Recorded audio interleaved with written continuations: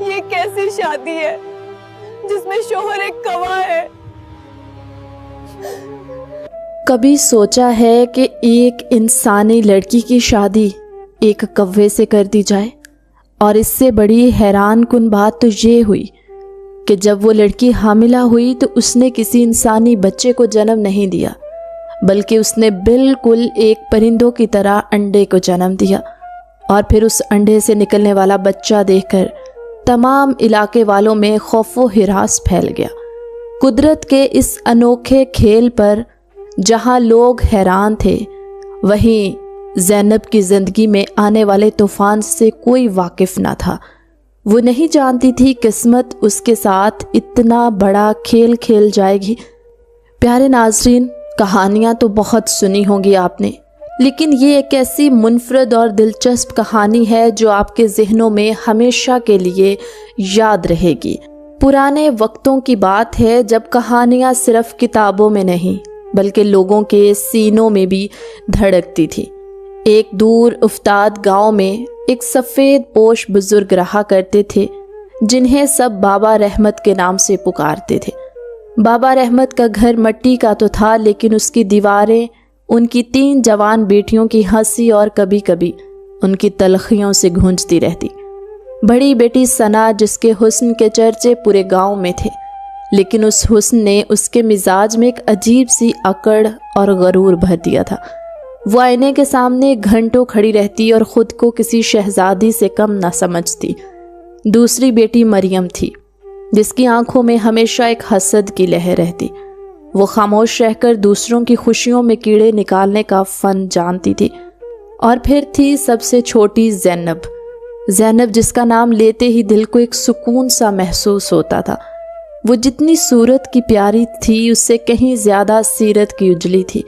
اس کی مسکراہٹ میں وہ سچائی تھی جو پتھر دل انسان کو بھی موم کر دے۔ لیکن یہی اس کا جرم بن گیا تھا۔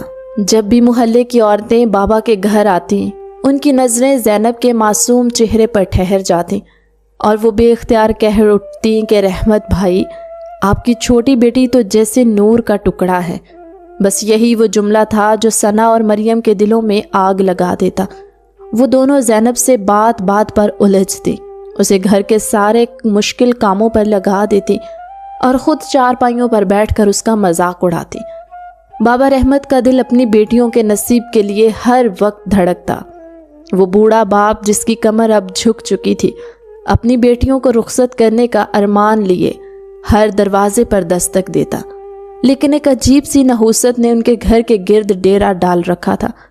جب بھی رشتہ طے ہوتا تو عین نکاح کے وقت لڑکے والے مکر جاتے، اور کبھی سب کچھ ٹھیک ہوتے ہوئے بھی بات ٹوٹ جاتی۔ گاؤں کے ہر گھر میں اب سرگوشیاں ہونے لگی تھی کہ رحمت کے گھر پر کسی بدروح کا سایہ ہے، یا شاید ان لڑکیوں کی قسمت ہی کالی ہے۔ یہ باتیں جب بابا رحمت کے کانوں تک پہنچتی تو وہ ٹوٹ کر رہ جاتے۔ بڑھاپے میں جوان بیٹیوں کو بیاہنے کا بوجھ ان کے سر پر ایسے تھا کہ انہیں کسی پل چین نہ آتا۔ ایک دن دوپہر کے وقت جب زینب صحن میں برتن دھو رہی تھی، ثنا اس کے پاس سے گزری اور جان بوجھ کر اس کے ہاتھ سے ایک پیالہ گرا کر بولی، دیکھو تو اسے، جیسی صورت ویسی ہی نحوست، تیرے ہی قدم اس گھر میں باری ہیں زینب، جو آج ہم بھی تیرے ساتھ کنواری بیٹھی ہوئی ہیں۔ مریم نے بھی وہی آواز لگائی، صحیح کہتی ہے آپا، یہ تو پیدا ہی منحوس ہوئی تھی، اس کے پیدا ہوتے ہی ہماری ماں مر گئی، اب ہم سب کی قسمت کو تالا لگا کر بیٹھی ہوئی ہے۔ زینب کی آنکھوں میں آنسو آ گئے، اس نے نظریں جھکا لی اور دل ہی دل میں اپنے رب کو پکارنے لگی۔ اس معصوم لڑکی کا قصور صرف اتنا تھا کہ وہ بولتی کم اور سہتی زیادہ تھی۔ بابا رحمت نے جب دیکھا کہ اب پانی سر سے گزر چکا ہے اور بیٹیوں کی عمریں ڈھل رہی ہیں تو وہ گاؤں کے سب سے قدیم دربار کے بزرگوں کے پاس گئے اور روتے ہوئے اپنی آبیتی سنائی۔ پنچایت بیٹھی، حقے کے دھوئیں میں بوڑھے چہروں پر سنجیدگی چھا گئی۔ آخر کار ایک بزرگ نے سر اٹھایا اور کہا، رحمت، جب زمینی اسباب ختم ہو جائیں تو پھر معاملہ آسمان والے پر چھوڑ دینا چاہیے۔ تیرے گھر پر جو بندش ہے اسے صرف قدرت ہی توڑ سکتی ہے، کیونکہ ایک ایسی انوکھی ترکیب پیش کی انہوں نے جس نے پورے گاؤں میں سنسنی پھیلا دی۔ فیصلہ یہ ہوا کہ گاؤں کا وہ قدیم دربار جس کے بارے میں مشہور تھا کہ وہاں سے کوئی خالی نہیں جاتا، وہیں بیٹیوں کی قسمت کا فیصلہ ہوگا۔ ترکیب یہ تھی کہ فجر کی پہلی اذان کے بعد جب اجالا ابھی پوری طرح پھیلا نہ ہو، جو پہلا جاندار یا انسان دربار کی سیڑھیوں پر قدم رکھے گا یا وہاں سب سے پہلے نظر آئے گا، وہی رحمت کی بڑی بیٹی کا نصیب ہوگا۔ پھر اگلی صبح دوسری بیٹی اور پھر تیسری صبح چھوٹی بیٹی۔ یہ سن کر بابا رحمت کا کلیجہ منہ کو آ گیا، لیکن ان کے پاس اب کوئی اور راستہ نہ تھا۔ گھر آ کر جب انہوں نے یہ فیصلہ سنایا تو ثنا تو خوشی سے نہال ہو گئی۔ اسے یقین تھا کہ اس کے حسن کی کشش کسی بڑے ذمہ دار یا شہزادے کو کھینچ لائے گی۔ مریم بھی پر امید تھی، لیکن زینب کا دل ڈوب رہا تھا۔ اسے اپنی شادی کی فکر نہیں تھی، اسے ڈر تھا کہ اس کے بابا کی عزت کہیں داؤ پر نہ لگ جائے۔ وہ رات ان تینوں بہنوں اور باپ کے لیے قیامت کی رات تھی۔ ثنا نے ساری رات اپنے کپڑوں کو درست کیا، خوشبوئیں لگائیں۔ مریم اپنی قسمت کے جوڑ توڑ میں لگی رہی اور زینب سجدے میں گری۔ گاؤں کے لوگ بھی اس انوکھے فیصلے کے منتظر تھے۔ فجر کا وقت قریب آیا، مسجد سے اللہ اکبر کی صدا گونجی تو بابا رحمت تھر تھر کانپتے ہاتھوں سے ثنا کو لے کر دربار کی طرف چل پڑے۔ پیچھے پیچھے مریم اور زینب بھی تھی، جن کے چہروں پر خوف اور تجسس کا ملا جلا تاثر تھا۔ دربار کی سیڑھیاں دھند میں لپٹی ہوئی تھی اور ہر دھڑکن ایک نئے امتحان کی خبر دے رہی تھی۔ جیسے جیسے روشنی بڑھ رہی تھی، لوگوں کی نظریں سیڑھیوں پر جمی تھی کہ اب دیکھیں کون برآمد ہوتا ہے۔ زینب نے اپنا دوپٹہ مضبوطی سے تھام رکھا تھا۔ اسے محسوس ہو رہا تھا کہ آج سے ان کی زندگی ہمیشہ کے لیے بدلنے والی ہے، لیکن وہ یہ نہیں جانتی تھی کہ قدرت نے اس کے لیے آزمائش اور معجزے کا وہ کھیل لکھا ہے جو صدیوں تک یاد رکھا جائے گا۔ دربار کی سیڑھیوں پر پہلی صبح کا اجالا ابھی پوری طرح پھیلا بھی نہ تھا کہ گاؤں کے سینکڑوں تجسس بھری آنکھیں وہاں جمی ہوئی تھی۔ فجر کی اذان کے بعد ایک سکوت تھا، جیسے وقت تھم گیا ہو۔ ثنا جو اپنے زرق برق لباس میں ملبوس تھی، جس کے چہرے پر اپنے حسن کا غرور صاف چھلک رہا تھا، مغرور نظروں سے چاروں طرف دیکھ رہی تھی۔ اچانک دور سے گھوڑے کے سموں کی چاپ سنائی دی اور دھند کو چیرتا ہوا ایک وجیح اور خوشحال نوجوان جو پڑوس کے گاؤں کے ایک نامور ذمہ دار کا بیٹا تھا، اپنی سواری سے اترا اور نادانستہ طور پر دربار کی سیڑھیوں کی طرف بڑھا۔ پنچایت کے بزرگوں نے نعرہ بلند کیا، فیصلہ ہو گیا، ثنا کا نصیب کھل گیا۔ ثنا کے چہرے پر فاتحانہ مسکراہٹ آئی اور اس نے حقارت سے زینب کی طرف دیکھ کر جیسے جتایا کہ دیکھو، قسمت صرف ان پر مہربان ہوتی ہے جو خوبصورت ہو۔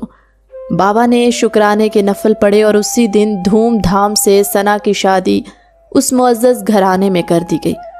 ثنا جاتے جاتے بھی زینب کو یہ تانا دینا نہ بھولی کہ میری چھوٹی بہن دعا کرنا کہ تیرے لیے کم از کم کوئی اچھا محنت مزدوری کرنے والا انسان ہی مل جائے۔ دوسری صبح آئی، مریم کی باری تھی۔ مریم کے دل میں ڈر بھی تھا اور حسد بھی کہ کیا اسے ثنا جیسا امیر گھرانہ ملے گا۔ فجر کی روشنی پھیلتے ہی سیڑھیوں پر ایک محنتی کسرتی بدن والا نیک سیرت نوجوان نمودار ہوا، جو گاؤں کا ایک مانا ہوا کاریگر تھا اور جس کی شرافت کی مثالیں پورا علاقہ دیتا تھا۔ مریم کا رشتہ اس سے طے پایا۔ مریم اگرچہ ثنا جتنا خوش تو نہ تھی، لیکن مطمئن تھی کہ اسے ایک ایسا شوہر ملا ہے جو اس سے عزت کی زندگی دے گا۔ اب گھر میں صرف زینب رہ گئی تھی اور اس کی دونوں بہنیں اپنے اپنے گھروں کی ہو چکی تھی۔ ان 2 دنوں کی کامیابی نے بابا رحمت کے دل میں ایک امید جگا دی تھی کہ شاید زینب، جو سب سے زیادہ صابر ہے، اس کے لیے قدرت نے کوئی بہت بڑا معجزہ چھپا رکھا ہے۔ تیسری صبح کا سورج طلوع ہونے والا تھا۔ یہ زینب کی قسمت کا دن تھا۔ اس رات زینب نے ایک لمحہ بھی آنکھ نہیں جھپکائی۔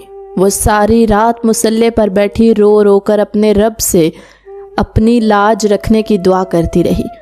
وہ جانتی تھی اس کی بہنیں اور پورا گاؤں اس وقت اس کا تماشا دیکھنے کے لیے بے چین ہے۔ فجر کی اذان ہوئی۔ بابا رحمت لرزتے قدموں کے ساتھ زینب کا ہاتھ تھامے دربار کی طرف روانہ ہوئے۔ آج ہجوم پہلے سے کہیں زیادہ تھا۔ ہر کوئی یہ دیکھنا چاہتا تھا کہ اب تیسری بیٹی کا نصیب کیسا ہوگا۔ سورج کی پہلی کرن نے آسمان کو چھوا، لیکن دربار کی سیڑھیاں خالی تھی۔ دور دور تک کوئی انسان، کوئی مسافر، کوئی اجنبی نظر نہیں آ رہا تھا۔ لوگ چہمگوئیاں کرنے لگے، دیکھا ہم نہ کہتے تھے کہ اس لڑکی کے قدم ہی بھاری ہیں، اسی کی وجہ سے اس کی بڑی بہنیں بھی کنواری تھی، دیکھو آج قسمت نے بھی دروازہ بند کر لیا۔ زینب کی دونوں بڑی بہنیں بھی اسی طرح کی باتیں کر رہی تھی کہ تیری وجہ سے ہم بھی کنواری بوڑھی ہو رہی تھی، شکر ہے تیرا سایہ ہم پر نہیں پڑا۔ بابا رحمت کی آنکھوں میں آنسو بہنے لگے۔ وہ بار بار مڑ کر راستے کی طرف دیکھتے کہ شاید کوئی بھولے سے ادھر آ نکلے، لیکن راستہ ویران تھا۔ اچانک فضا میں ایک عجیب سی کرخت آواز گونجی۔ آسمان سے ایک بڑا گہرا سیاہ کوا اڑتا ہوا آیا اور دربار کے سب سے اونچے کلس پر جا بیٹھا۔ وہ کوا عام پرندوں جیسا نہ تھا، اس کا سائز غیر معمولی تھا اور اس کی آنکھوں میں ایک ایسی چمک تھی جو انسانی عقل سے بالاتر تھی۔ وہ کوا مسلسل زینب کی طرف دیکھ کر عجیب سے انداز میں کائیں کائیں کرنے لگا، جیسے وہ کچھ کہہ رہا ہو یا کسی فیصلے کا اعلان کر رہا ہو۔ لوگ حیرت سے گونگے ہو کر رہ گئے۔ کافی دیر گزر گئی، دن کی روشنی پوری طرح پھیل گئی، لیکن اس کوے کے علاوہ وہاں کوئی دوسری مخلوق نہیں آئی۔ پنچایت کے بزرگوں کے سر جھک گئے، ایک سناٹا چھا گیا۔ آخرکار سب سے عمر رسیدہ بزرگ نے لرزتی آواز میں کہا، رحمت بھائی، قدرت کا فیصلہ آ گیا ہے۔ 3 دن کی شرط تھی اور آج اس دربار کی سیڑھیوں اور کلس پر صرف اس کوے نے حاضری دی ہے۔ ہمیں اپنے قول کا پاس رکھنا ہوگا۔ یہ سنتے ہی جیسے بابا رحمت پر بجلی گر پڑی ہو، وہ دہاڑے مار کر رونے لگے۔ نہیں، یہ نہیں ہو سکتا، میری معصوم بچی کا نکاح ایک پرندے سے، میں نے تو اللہ سے اس کے نصیب کی دعا کی تھی، یہ کیسی آزمائش ہے۔ لوگ چہمگوئیاں کرنے لگے کہ یہ تو کھلی توہین ہے، لیکن زینب جو اب تک خاموش تھی آگے بڑھی اور اپنے باپ کے لرزتے ہاتھوں کو تھام لیا۔ اس کی آواز میں ایک عجیب سا استحکام تھا، بابا پریشان نہ ہو، جس رب نے مجھے پیدا کیا ہے وہ مجھے ضائع نہیں کرے گا۔ اگر میرے مالک کو یہی منظور ہے کہ میں ایک پرندے کے نام پر اپنی زندگی گزار دوں تو میں اس فیصلے کے سامنے سر جھکاتی ہوں۔ زینب کی اس ہمت نے سب کو حیران کر دیا۔ اس نے اپنے آنسو پونچھے اور خاموشی سے اس عجیب و غریب فیصلے کو قبول کر لیا۔ زینب کی رخصتی کا منظر اتنا دردناک تھا کہ پتھر دل انسان بھی رو پڑے۔ کوئی ڈھول بھاجے نہیں تھے، کوئی باراتی نہیں تھا۔ ایک طرف وہ سیاہ کوا کلس پر بیٹھا اور دوسری طرف زینب اپنی مختصر سی پوٹلی لیے کھڑی تھی۔ ثنا اور مریم بھی وہاں تھی، لیکن ان کی آنکھوں میں ہمدردی کی بجائے ایک زہریلی مسکراہٹ تھی۔ ثنا نے طنزیہ لہجے میں کہا، زینب، ہم نے تو سنا تھا کہ شہزادے گھوڑوں پر آتے ہیں، تیرا شہزادہ تو پروں والا ہے۔ مریم نے ہنستے ہوئے اضافہ کیا، بہن، کم از کم تجھے کھانے کی فکر تو نہیں ہوگی، تھوڑا سا دانہ ڈال دینا، تیرا شوہر خوش رہے گا۔ ان زہریلے جملوں نے زینب کے دل کو چھلنی کر دیا، لیکن اس نے مڑ کر ایک لفظ نہ کہا۔ بابا رحمت نے بوجھل دل کے ساتھ اپنی بیٹی کو جنگل کی طرف روانہ کیا، جہاں وہ کوا اڑتا ہوا اسے لے جا رہا تھا۔ جیسے ہی وہ جنگل کی حدود میں داخل ہوئے، ایک پر اسرار آندھی چلی اور دیکھتے ہی دیکھتے زینب اور وہ کوا گھنی جھاڑیوں میں غائب ہو گئے۔ گاؤں والے واپس پلٹ آئے۔ سب کو یقین تھا کہ زینب کو یا تو درندے کھا جائیں گے یا وہ بھوک پیاس سے مر جائے گی، لیکن کسی کو یہ نہیں معلوم تھا یہ تو اس عظیم داستان کا صرف آغاز ہے جس کا انجام ابھی باقی ہے۔ زینب کی رخصتی کا وہ منظر گاؤں کی تاریخ کا سب سے عجیب اور المناک منظر تھا۔ سورج ڈھل رہا تھا اور افق پر پھیلی سرخی جیسے زینب کے نصیب پر خون کے آنسو رو رہی تھی۔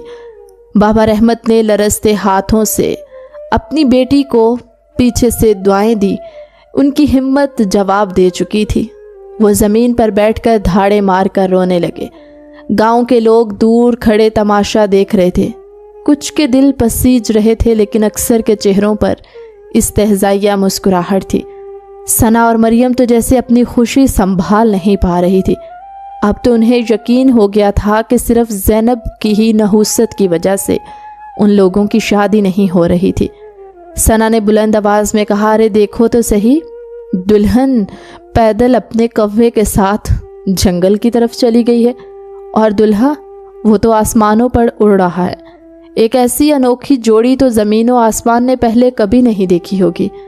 مریم بھی ہنسنے لگی۔ وہ لوگ جنگل میں غائب ہو چکے تھے۔ بستی کے لوگ واپس اپنے گھروں کو چلے گئے۔ بستی کے چراغ دھندلے پڑ گئے اور سامنے ایک گھنا ڈراؤنا جنگل شروع ہو گیا۔ جھینگروں کی آوازیں اور الوؤں کی ڈراؤنی بولیاں زینب کے قدموں میں لرزہ پیدا کر رہی تھی، لیکن وہ کوا عجیب سکون سے اڑ رہا تھا۔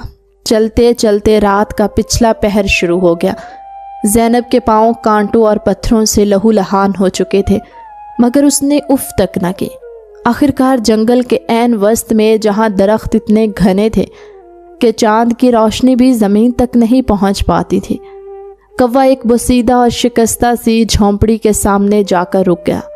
یہ جھونپڑی باہر سے تو ویران لگتی تھی، لیکن جیسے ہی زینب اندر داخل ہوئی وہ دنگ رہ گئی۔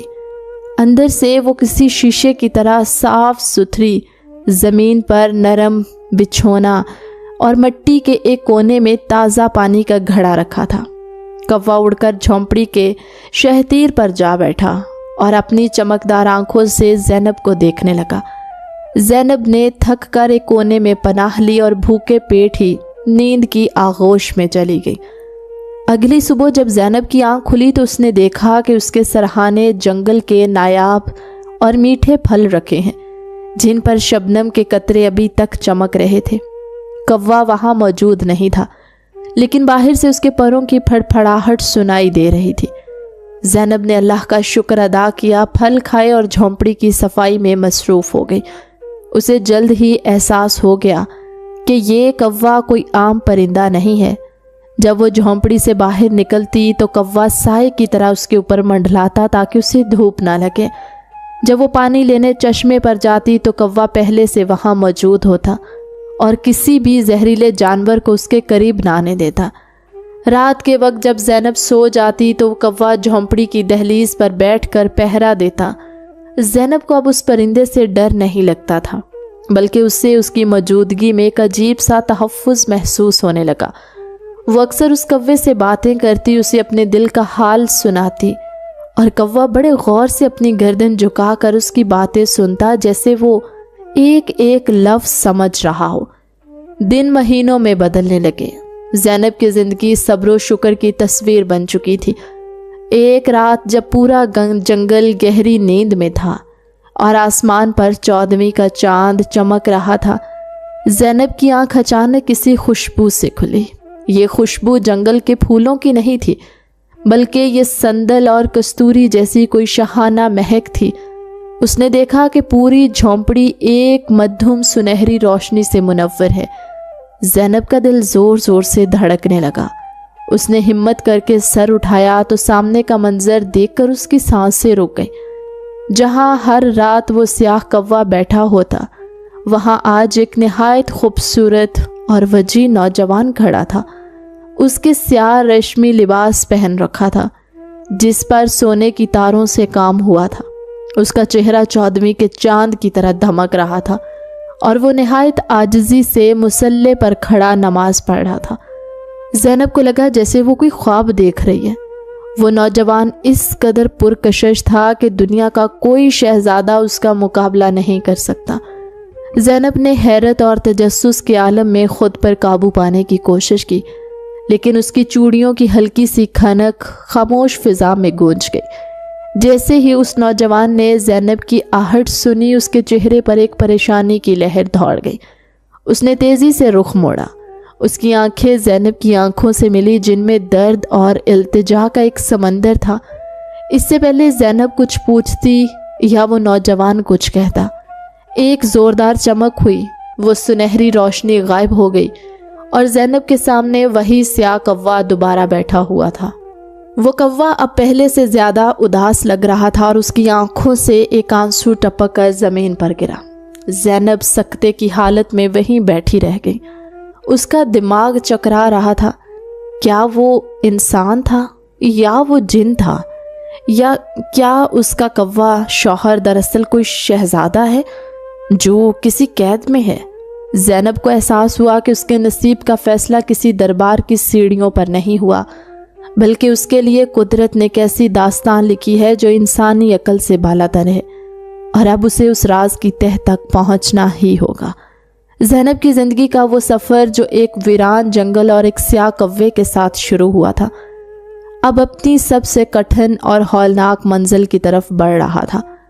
وہ رات جس میں زینب نے کوے کی بجائے ایک کالی پوشاک والے شہزادے کو دیکھا تھا، اس کی بات سے زینب کی روح میں ایک بے چینی سی بھر گئی تھی۔ وہ سارا دن خاموش رہتی اور اس پر اسرار کوے کو دیکھتی رہتی جس کی آنکھوں میں اب اسے ایک پرندے کی وحشت نہیں بلکہ ایک انسان کی تڑپ اور التجا نظر آنے لگی تھی۔ جنگل کی وہ سنسان خاموشی جہاں دور دور تک کسی انسان کا نام و نشان نہ تھا، اب زینب کے لیے کسی گہری سازش یا کسی بہت بڑی سچائی کا پیش خیمہ بن چکی تھی۔ ایک طوفانی رات جب بادل گرج رہے تھے اور آسمانی بجلی جنگل کے درختوں کو چیر رہی تھی، زینب نے ہمت جمع کی اور اس کوے کے سامنے جا بیٹھی۔ اے میرے مالک کی مخلوق، میں جانتی ہوں تم صرف ایک پرندے نہیں ہو، میں نے اپنی آنکھوں سے وہ نور دیکھا ہے جو تمہارے اندر چھپا ہے۔ اگر تم مجھ سے بات کر سکتے ہو تو خدا را مجھے سچ بتا دو، میں اب اس ابہام میں نہیں جی سکتی۔ زینب کی آواز میں ایک ایسا درد تھا کہ وہ کوا جو اب تک خاموش تھا تڑپ اٹھا اور دیکھتے ہی دیکھتے وہی پراسرار سنہری روشنی دوبارہ جھونپڑی میں پھیل گئی۔ اس بار وہ کوا غائب ہو گیا اور وہی کالی پوشاک والا خوبصورت نوجوان شہزادہ فخر الزماں زینب کے سامنے کھڑا تھا۔ اس کی آنکھوں میں آنسو بہہ رہے تھے۔ زینب، تم نے وہ کر دکھایا جو آج تک کوئی نہ کر سکا۔ شہزادے کی آواز کسی سحر کی طرح گونجی۔ میں ایک دور افتادہ ریاست کا وارث ہوں جسے ایک طاقتور جادوگری نے حسد اور انتقام کی آگ میں جل کر اس کوے کے روپ میں قید کر دیا۔ اس کا جادو اتنا سخت تھا کہ میں صرف رات کے آخری پہر چند لمحوں کے لیے انسانی روپ اختیار کر سکتا تھا، اور وہ بھی تب جب کوئی دیکھ نہ رہا ہو۔ جادوگرنی نے شرط رکھی تھی کہ یہ جادو تبھی ٹوٹے گا جب دنیا کی سب سے پاک دل لڑکی جس کی روح میں اللہ کا نور ہو مجھے اس حالت میں قبول کرے گی، مجھ سے نکاح کرے گی اور اس ویران جنگل میں میری خدمت کرتے ہوئے صبر و شکر کے ساتھ زندگی گزارے گی۔ زینب، تم نے دربار کی سیڑھیوں پر اپنی انا کو مار کر، اپنی بہنوں کے تانے سہ کر اور اس جنگل کی وحشت کو گلے لگا کر میری قید کی زنجیریں کمزور کر دی۔ ابھی شہزادے کی بات مکمل بھی نہ ہوئی تھی کہ اچانک زمین لرزنے لگی، جھونپڑی کی دیواریں کڑکڑانے لگی اور باہر سے ایک ایسی ہولناک چیخ سنائی دی کہ زینب کا خون خشک ہو گیا۔ وہ کالی جادوگرنی جس نے شہزادے کو قید کیا تھا اپنی شکست کا احساس ہوتے ہی بپھر گئی تھی۔ فضا میں دھوئیں کا ایک کالا بادل اٹھا اور جھونپڑی کا دروازہ خود بخود ٹوٹ کر گر گیا۔ سامنے ایک نہایت خوفناک عورت کھڑی تھی جس کے بال سانپوں کی طرح لہرا رہے تھے۔ وہ آنکھوں سے دہکتے انگارے نکال رہی تھی۔ نہیں، یہ نہیں ہو سکتا۔ جادوگرنی کی آواز سے پورا جنگل گونج اٹھا۔ اے مٹی کی گڑیا، تیری کیا مجال کہ تو میرے صدیوں پرانے جادو کو اپنی محبت اور صبر سے توڑ دے؟ میں تجھے جلا کر راکھ کر دوں گی۔ شہزادہ دوبارہ کوے کے روپ میں ڈھلنے لگا کیونکہ ابھی جادو پوری طرح ٹوٹا نہیں تھا، لیکن زینب نے اسے اپنے سینے سے لگا لیا۔ جادوگرنی نے اپنا ہاتھ ہوا میں لہرایا اور زینب پر آگ کے شعلے برسانے لگی۔ زینب کا لباس جلنے لگا، اس کے ہاتھ جھلس گئے، لیکن اس نے کوے کو نہ چھوڑا۔ اے جادوگرنی، تو جتنا چاہے ظلم کر لے، میرا توکل اس رب پر ہے جس کے حکم کے بغیر ایک پتا بھی نہیں ہلتا۔ تو نے اس معصوم کو قید کیا ہے، لیکن تو اس کے دل پر قابو نہ پا سکی۔ میں مر جاؤں گی لیکن اپنے شوہر کا ساتھ نہیں چھوڑوں گی۔ زینب کی زبان پر مسلسل کلمہ حق جاری تھا۔ جادوگرنی نے اب اپنا آخری اور سب سے خطرناک وار کیا۔ اس نے زینب کے سامنے اس کے بوڑھے باپ بابا رحمت کی تصویر لہرائی، جس میں وہ بیٹی کے غم میں بستر مرگ پر پڑے سسک رہے تھے۔ دیکھ، تیرا باپ مر رہا ہے، تیری بہنیں تیری بربادی پر کہے لگا رہی ہیں۔ اگر تو اس کوے کو بھی چھوڑ دے اور اس جنگل سے بھاگ جائے تو میں تجھے دنیا کی سب سے امیر عورت بنا دوں گی اور تیرے باپ کی زندگی بھی بخش دوں گی۔ زینب کا دل ایک پل کے لیے لرزا۔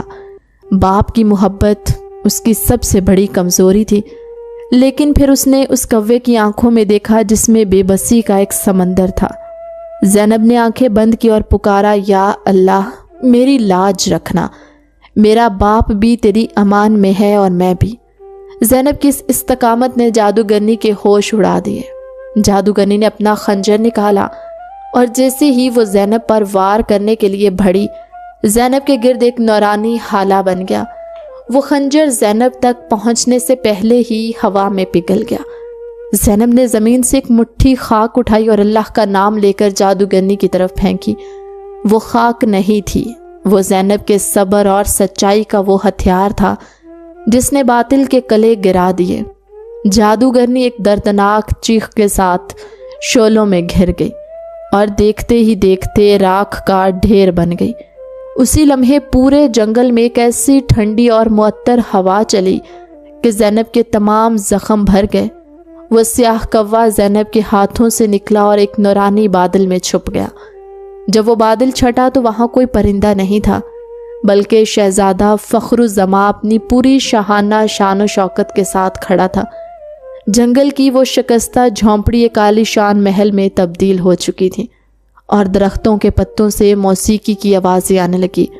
شہزادے نے زینب کے سامنے ایک گھٹنے ٹیک دی اور اس کا ہاتھ چومتے ہوئے کہا، ملکہ زینب، تم نے صرف میری زندگی نہیں بچائی، تم نے سچائی کی جیت کا علم بلند کیا ہے۔ اب یہ سلطنت تمہاری ہے اور میرا ہر سانس تمہارا قرضدار ہے۔ زینب جو اب ایک ملکہ بن چکی تھی، اس کی آنکھوں میں غرور نہیں بلکہ شکر گزاری کے آنسو تھے۔ اس نے اپنے رب کا شکر ادا کیا جس نے اسے کوے کی دلہن بنا کر بھیجا تھا تاکہ اسے دنیا کی سب سے بڑی خوشی اور عزت سے نواز سکے۔ یہ زینب کے توکل اور اس کے کردار کی وہ جیت تھی جس نے یہ ثابت کر دیا کہ جس کا کوئی نہیں ہوتا اس کا خدا ہوتا ہے، اور وہ اپنے بندوں کو کبھی تنہا نہیں چھوڑتا۔ جنگل کی اس وحشت ناک رات کے بعد جب سورج طلوع ہوا تو وہ عام سورج نہیں تھا۔ اس کی کرنوں میں ایک عجیب سی چاندی جیسی چمک تھی اور فضا میں وہ سندل کی خوشبو رچی بسی تھی جو صرف جنت کے باغوں کا خاصہ ہو سکتی ہے۔ شہزادہ فخر الزماں جو اب اپنی اصل اور مکمل انسانی شکل میں زینب کے سامنے کھڑا تھا، اس کے چہرے کا جلال ایسا تھا جیسے ہزاروں آفتاب ایک ساتھ روشن ہو گئے ہوں۔ وہ شکستہ جھونپڑی جس کی دیواریں مٹی کی تھیں اب سنگ مرمر کے ایک ایسے عظیم و شان محل میں بدل چکی تھی جس کے مینار بادلوں سے باتیں کر رہے تھے۔ پرندے جو پہلے صرف کوے کی کائیں کائیں سنتے تھے اب سریلے نغمے الاپ رہے تھے۔ زینب جس کے تن پر کبھی پرانا اور پیوند لگا دوپٹہ تھا اب قدرت کی طرف سے عطا کردہ ایک ایسے شاہانہ لباس میں ملبوس تھی جس پر ستارے جڑے ہوئے، لیکن اس کے باوجود زینب کی آنکھوں میں وہی پرانی سادگی اور عاجزی تھی۔ شہزادے نے اس کا ہاتھ تھام کر کہا، اے صبر کی ملکہ، تم نے اس آزمائش میں وہ مقام پایا ہے جو کسی دنیاوی دولت سے نہیں مل سکتا۔ چلو اب وقت آ گیا ہے کہ دنیا کو دکھایا جائے کہ قدرت کا انصاف کیسا ہوتا ہے۔ شہزادے نے اپنے اشارے سے ایک شاہی سواری منگوائی جو سونے اور چاندی سے آراستہ تھی، اور وہ دونوں اپنے علاؤ لشکر کے ساتھ گاؤں کی طرف روانہ ہوئے۔ دوسری طرف گاؤں میں حالات بالکل مختلف تھے۔ ثنا اور مریم جنہیں اپنے شوہروں اور سسرال پر بڑا ناز تھا، اپنی زندگی کی تلخ حقیقتوں سے دوچار تھی۔ ثنا کا امیر شوہر جواری اور بدمزاج نکلا جس نے چند ہی مہینوں میں اپنی ساری دولت اڑا دی، اور اب وہ ثنا پر تشدد کرتا۔ مریم کا شوہر، جسے وہ بہت محنتی سمجھتی تھی، ایک حاسد اور تنگ دل انسان ثابت ہوا جو اسے دانے دانے کو ترساتا تھا۔ وہ دونوں بہنیں اکثر بابا رحمت کے گھر آ کر بیٹھتی اور زینب کا تذکرہ کر کے اپنے دل کی بھڑاس نکالتی۔ دیکھیں تو بابا، ہم تو پھر بھی انسانوں کے گھروں میں ہیں، وہ منحوس تو اب تک کسی درندے کا پیٹ بھر چکی ہوگی۔ ثنا اکثر زہر اگلتی۔ بابا رحمت جو غم سے نڈھال ہو چکے تھے، صرف آسمان کی طرف دیکھ کر آہ بھرتے اور کہتے، میری زینب کا رب بڑا کریم ہے، وہ اسے ضائع نہیں کرے گا۔ ایک روز پورے گاؤں میں شور مچ گیا کہ جنگل کی طرف سے ایک عظیم و شان شاہی قافلہ آ رہا ہے۔ لوگ گھروں سے باہر نکل آئے۔ بابا رحمت بھی اپنی لرزتی لاٹھی ٹیکتے ہوئے باہر آئے۔ انہوں نے دیکھا کہ سب سے آگے ایک سنہری بگی ہے جس میں ایک نہایت خوبصورت شہزادہ اور اس کے پہلو میں ایک ایسی ملکہ بیٹھی ہے جس کے چہرے کا نور پورے گاؤں کو روشن کر رہا ہے۔ جیسے ہی سواری بابا رحمت کے ٹوٹے ہوئے گھر کے سامنے رکی، وہ ملکہ نیچے اتری اور دوڑ کر بوڑھے باپ کے قدموں سے لپٹ گئی۔ بابا، میں آ گئی، آپ کی زینب واپس آ گئی ہے۔ پورا گاؤں سکتے میں تھا۔ ثنا اور مریم جو پھٹے پرانے حالوں میں وہاں کھڑی تھی، ان کی آنکھیں حیرت سے پھیل گئی۔ انہیں اپنی سماعتوں پر یقین نہیں آ رہا تھا۔ جب شہزادہ فخر الزمان نے آگے بڑھ کر بابا رحمت کو سلام کیا اور پوری حقیقت بیان کی کہ کس طرح زینب کے صبر، اس کے توکل اور اس کی بے لوث محبت نے ایک شہزادے کو جادو کی قید سے چھڑایا ہے، پورے گاؤں میں سبحان اللہ کی صدائیں گونج اٹھی۔ ثنا اور مریم کے سر شرمندگی سے جھک گئے۔ وہ زینب جو کبھی ان کی نظر میں حقیر تھی، جس کے کوے شوہر کا وہ مذاق اڑاتی تھی، آج وہ ان کی سوچ سے بھی بلند مقام پر فائز تھی۔ زینب نے اپنی بہنوں کی طرف دیکھا جن کے چہروں پر حسد کی جگہ اب ندامت کے آنسو تھے۔ زینب نے ان کے قریب جا کر ان کے ہاتھ تھام لی اور کہا، آپا، میں نے آپ سے کبھی گلہ نہیں کیا کیونکہ مجھے معلوم تھا جو اللہ پر چھوڑ دیتا ہے اسے اللہ کبھی تنہا نہیں چھوڑتا۔ آپ نے صورت دیکھی تھی لیکن میرے رب نے میرا دل دیکھا ہے۔ شہزادے نے بابا رحمت کو اپنے ساتھ شاہی محل لے جانے کا فیصلہ کیا اور گاؤں کے ان تمام لوگوں کو بھی نوازا جنہوں نے زینب کی رخصتی پر آنسو بہائے تھے۔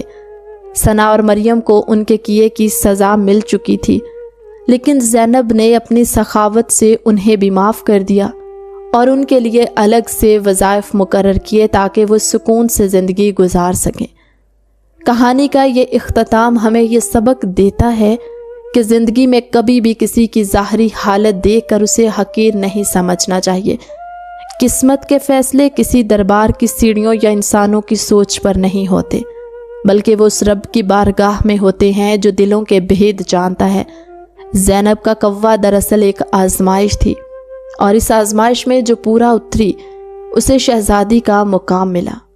یہ داستان ہمیشہ گاؤں کی ہواؤں میں گونجتی رہی کہ صبر کا پھل میٹھا ہوتا ہے اور سچائی کی جیت کبھی نہ کبھی ضرور ہوتی ہے۔ زینب کی خاموشی میں وہ طاقت تھی جس نے جادو کے بت توڑ دیے، اور اس کی وفاداری نے ایک ویران جنگل کو جنت کے ٹکڑے میں بدل دیا۔